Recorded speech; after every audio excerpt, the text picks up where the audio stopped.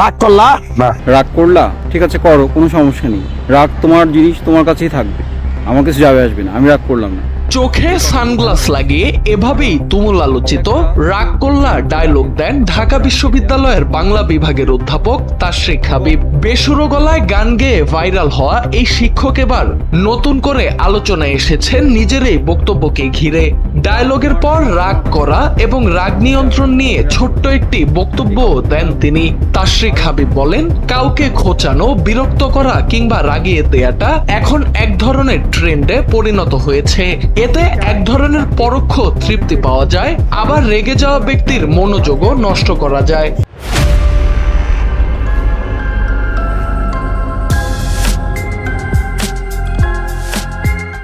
তবে এর নেতিবাচক দিকও তুলে ধরেন তিনি।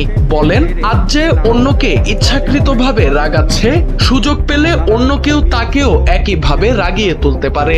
বর্তমান প্রজন্ম সোশ্যাল মিডিয়া কন্টেন্ট আর বাস্তব জীবনকে এক করে ফেলেছে বলেও মন্তব্য করেন এই শিক্ষক। তার ভাষ্য, কোনো কন্টেন্ট ক্রিয়েটরের কন্টেন্ট পছন্দ না হলেই অনেকেই ব্যক্তিগতভাবে রাগ দেখাতে শুরু করেন।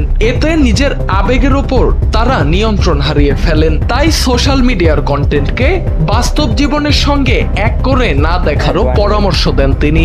তুমি নিজের বিপদ নিজেই ঘটাবে যদি তুমি কন্টেন্ট ক্রিয়েশনের কাজগুলোকে রিয়েল লাইফের সঙ্গে মিলিয়ে সেটার দ্বারা প্রভাবিত হও, হিপনোটাইজড হও না। তুমি হিপনোটাইজ না হয়ে তোমার কমন সেন্সকে ডেলিভার করো, কমন সেন্সকে অ্যাপ্লাই করো, তাহলে তুমি দেখবে তোমার এই বাড়তি রাগ, বাড়তি উন্মাদনা, বাড়তি ক্রোধ তোমার জন্য শত্রু হয়ে উঠবে না। যদি সেটা করতে না পারো, তাহলে তুমি একসময় কন্টেন্ট ক্রিয়েটরের দ্বারা প্রভাবিত হতে হতে তাকে গালিগালাজ করতে করতে নিজে একসময় নিঃশেষ হয়ে যাবে। বন্ধুরা,